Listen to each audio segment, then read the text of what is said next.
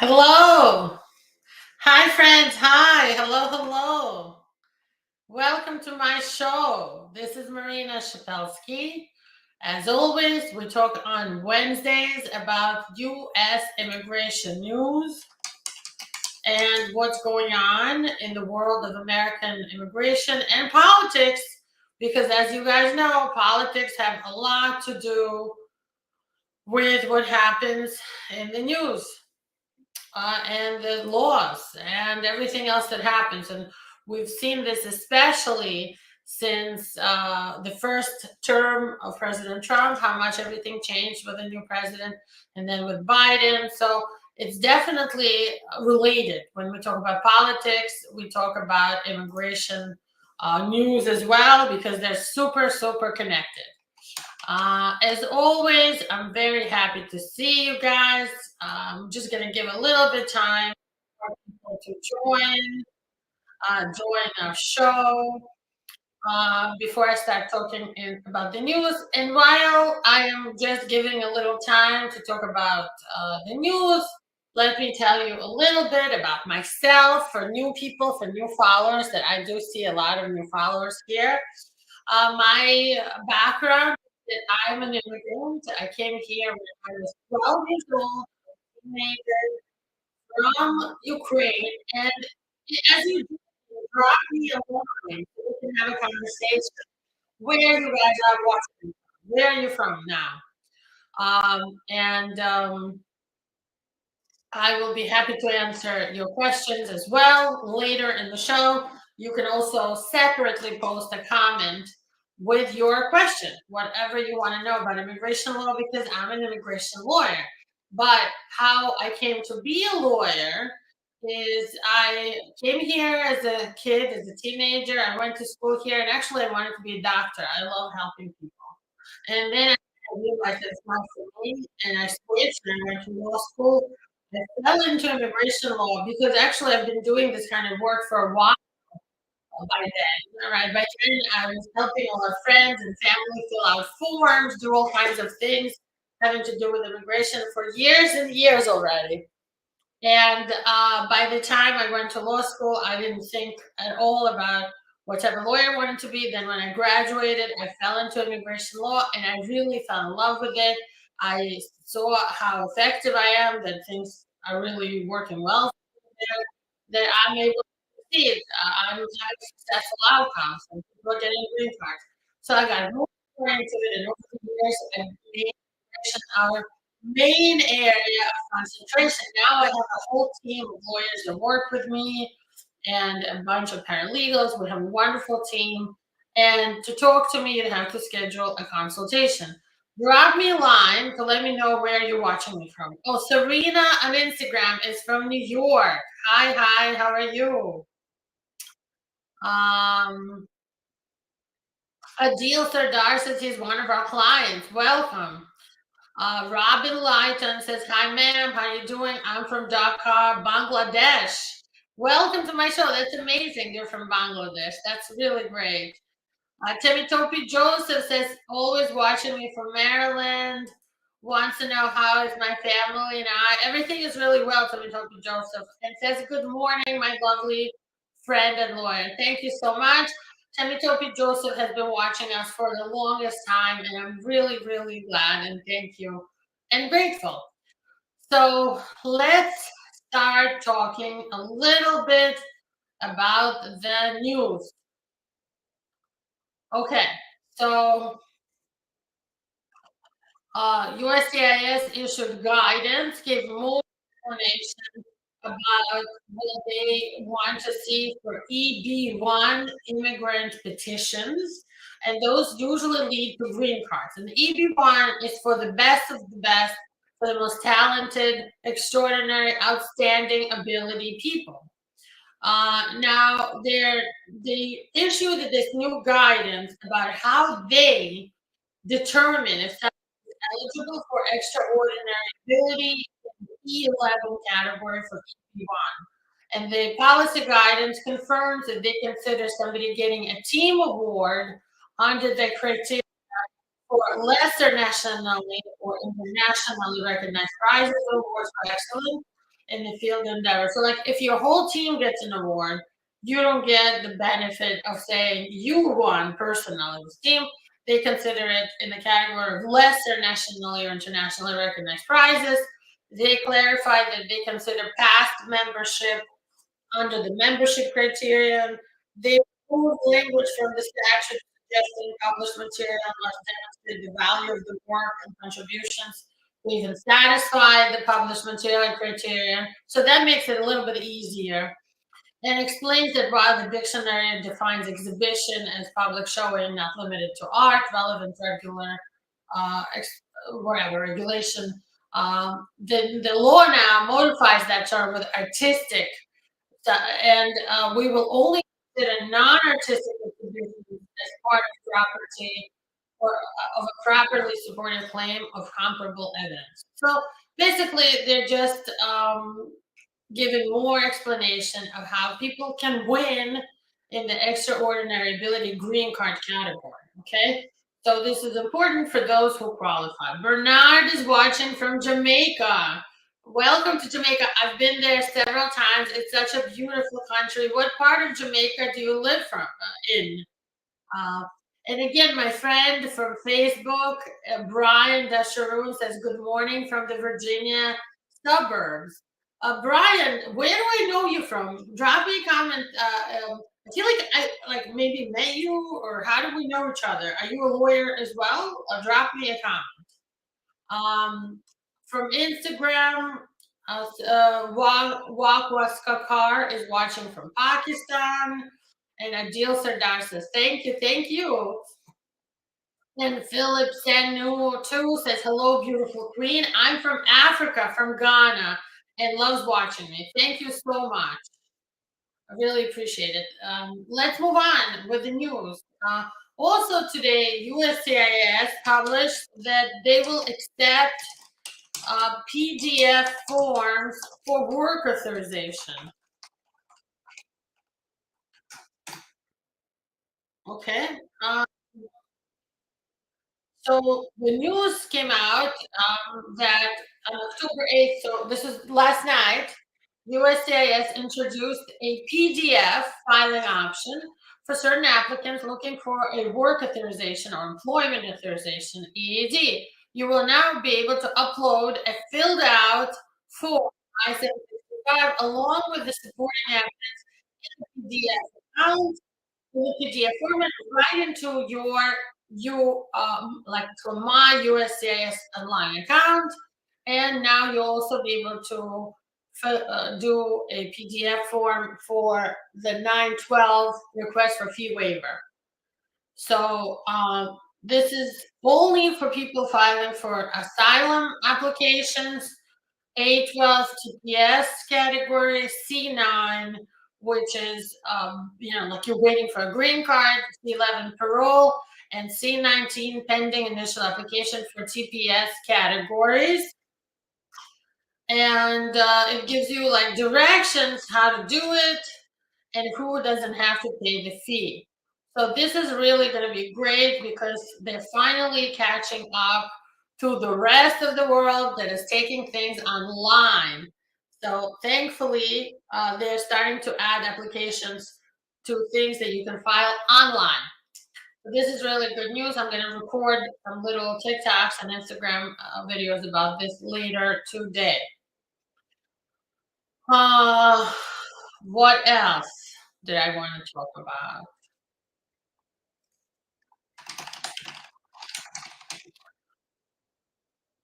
Um,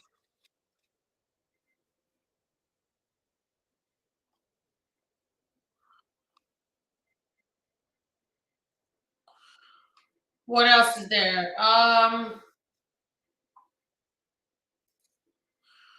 USCIS announced that employment authorization there's going to be specific employment authorization procedures for Liberians who have the deferred and enforced departure, and they basically published the Federal Register notice extending through June 30, 2026, the validity of the deferred enforced departure.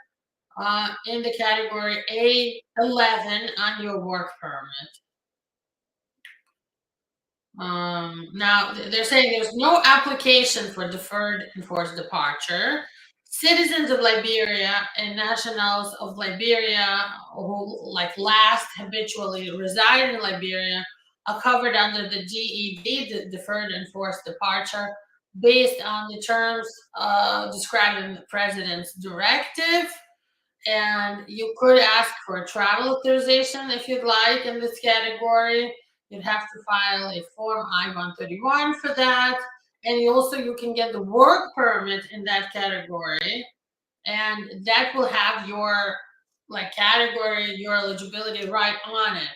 So that's really good and very positive. Brian says no, he's not a lawyer. We have some social media friends in common, and I think he's been following me for a couple of years. That's true. I thank you for following. I read your comments on Instagram and Facebook and everywhere, and here too.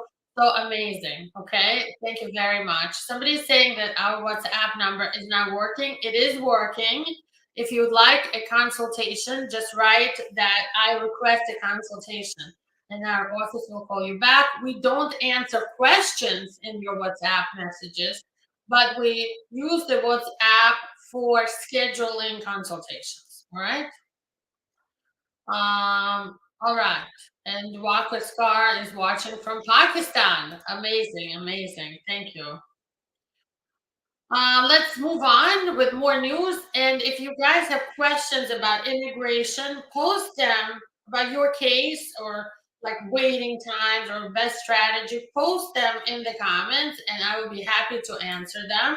Remember, I don't give legal advice here.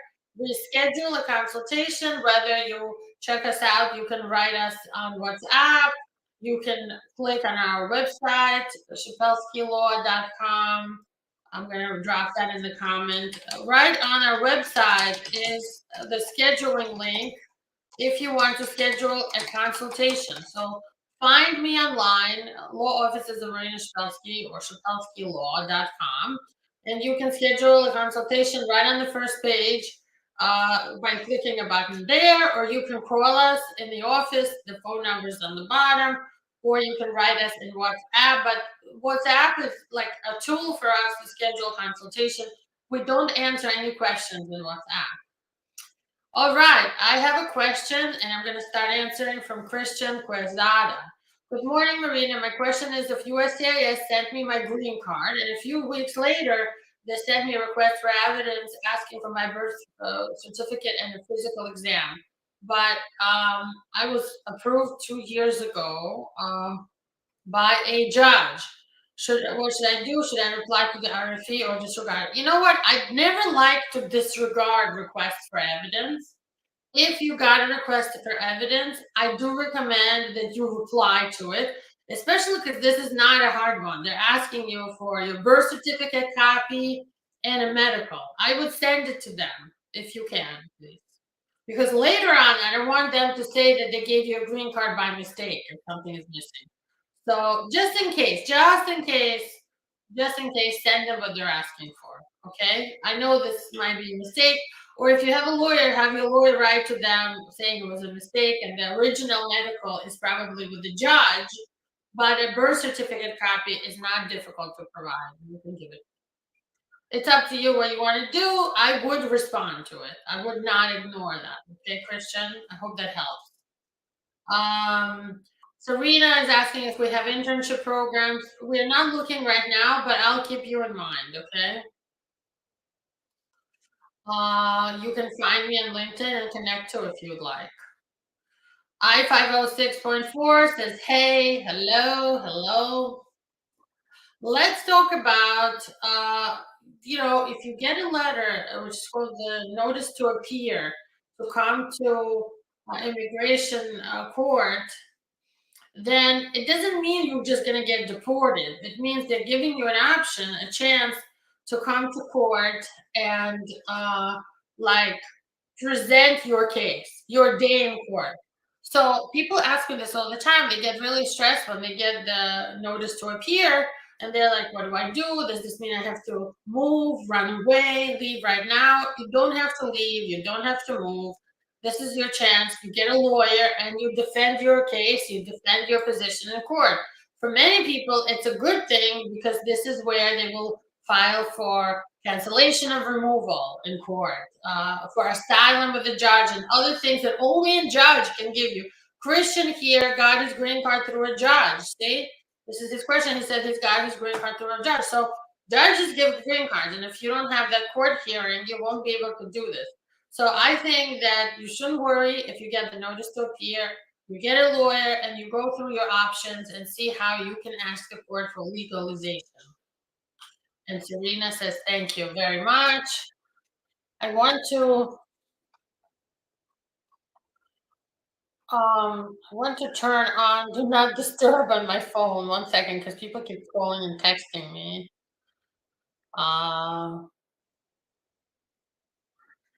Turn on do not disturb. Okay, that's on now. Sorry about that. Sorry, my Instagram friends. I just turned on do not disturb because my kids keep texting me, even though they're in school and they're not supposed to. Still, if you guys want to know what's going on with the parole in place Biden program, they're calling it keeping families together. That's on hold right now because 16 states sued the Biden administration, brought them to court to say it was illegal. So the court froze the program. They are accepting applications, but it's frozen right now. It's not, they're not accepting new applications. I mean, they are accepting new applications, but they're not approving them. They're just like taking them and keeping everything in place as is, no changes.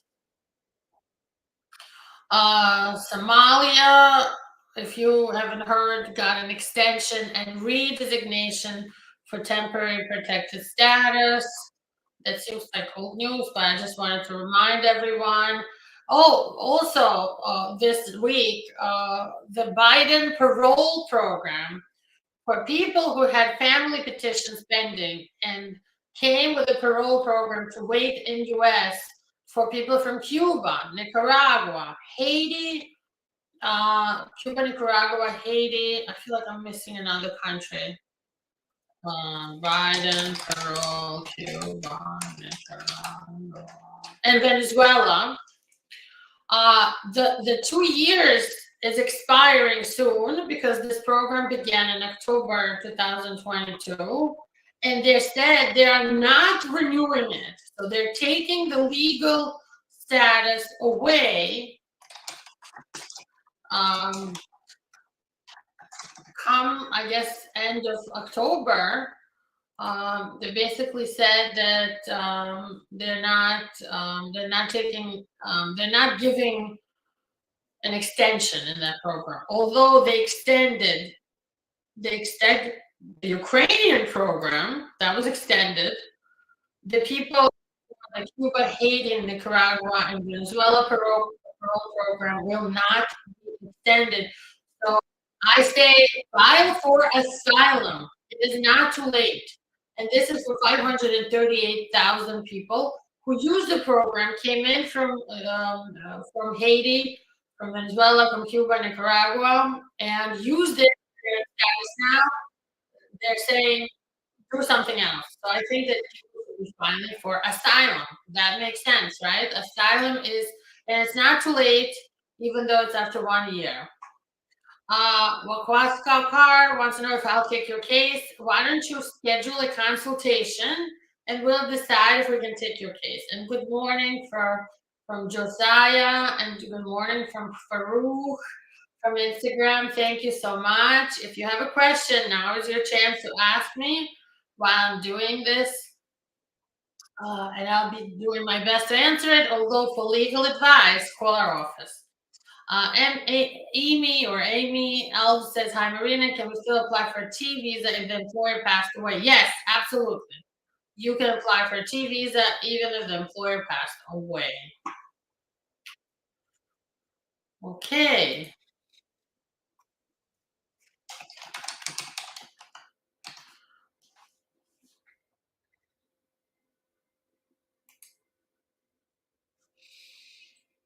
what else is here?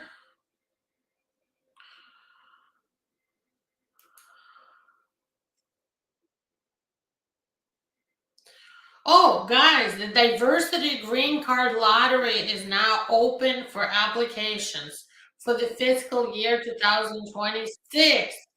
So definitely apply if you want to come to US and your country is on the list of countries that's allowed to apply. Not everybody is, but as of October 2nd and until our election day, November 5, diversity green card lottery will be open and 55,000 green cards will be available through this program. So I definitely think you should apply, and that's big news right now that you should take advantage of if you're not here in the US. And if you are in status, like you have a student visa or H-1B or L-1 visa in US, you can also apply and win the green card and get the green card inside US. If you've been waiting for asylum, you probably will not get that type of green card. So I'm just letting you know. Um, News about the immigrant population in US. The US immigration population in the United States hit a record high in 2023, and the number of immigrants in the US reached 47.8 million in 2023, marking the largest annual increase over 20 years, according to a new report from Pew Research Center.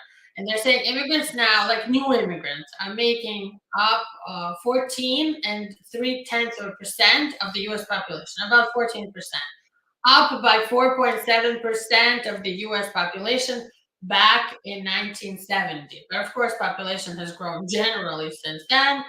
Mexico remains the top country of origin for the US with 10.6 million US immigrants from Mexico.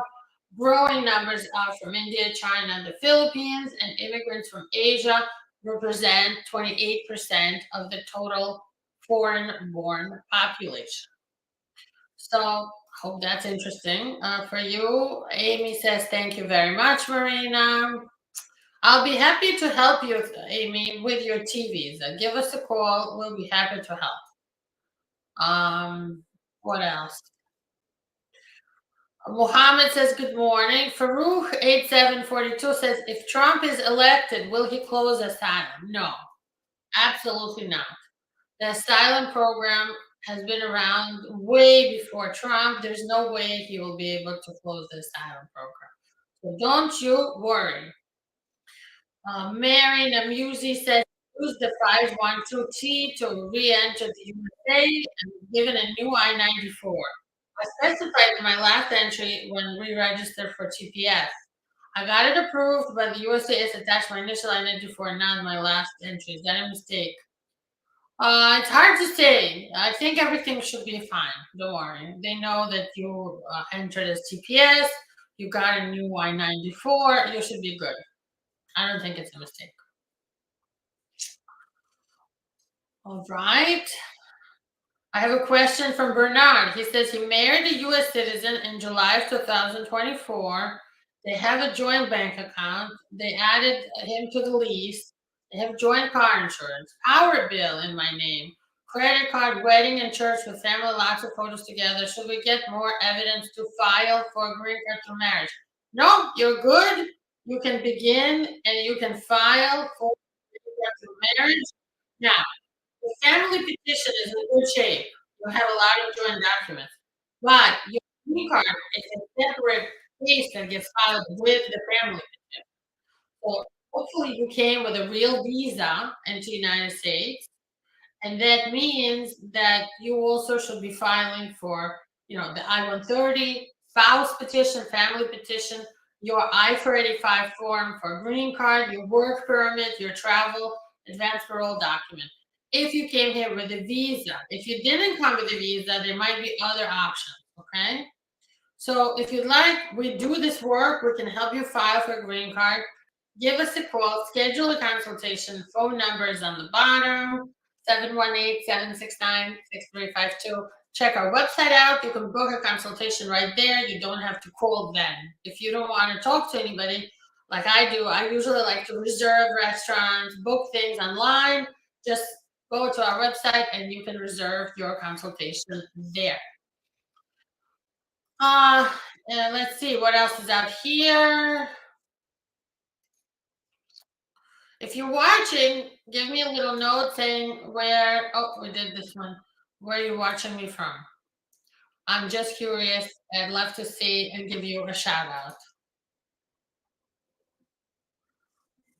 I had a question from Instagram from earlier asking if they filed for VAWA. So if you guys have been watching me for a while, you know we do asylum, we do abused marriage cases called VAWA, we do cancellation and removal that's legalizing people who are in America more than 10 years and have US born kids or spouse or parents, all of that. So for VAWA, people are always worried, will their spouse find out? Will their spouse get in trouble?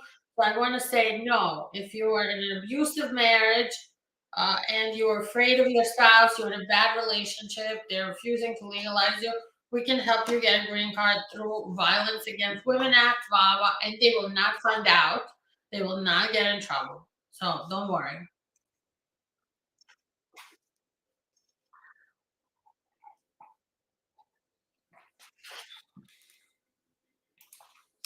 Oh, Bernard says, thank you. I came with a visitor's visa. Excellent. So Bernard, you're eligible to get a green card through marriage. We'd love to help you. Give us a call. Okay. Question on Instagram. Josiah M. Tua. Can someone who lives in the USA play a diversity visa lottery who like for another person and the other person lives in Africa? Absolutely. But you have to have all of their information, you have to have their passport copy and their digital picture, their photo. So just follow the instructions. You can help your friend or your relative in Mexico, no problem. I mean, in Africa or Mexico or whatever, no problem, as long as they give you all of their information and it'll allow you to help them. It should be okay. All right, guys, I think I'm going to be wrapping up here. Thank you all for watching so much. This will be saved and recording. So if you want to go back and rewatch this later, you can. I appreciate all of you and love you for watching me. Thank you so much. I hope you have a great day and a great week. I'll see you next week. Bye bye.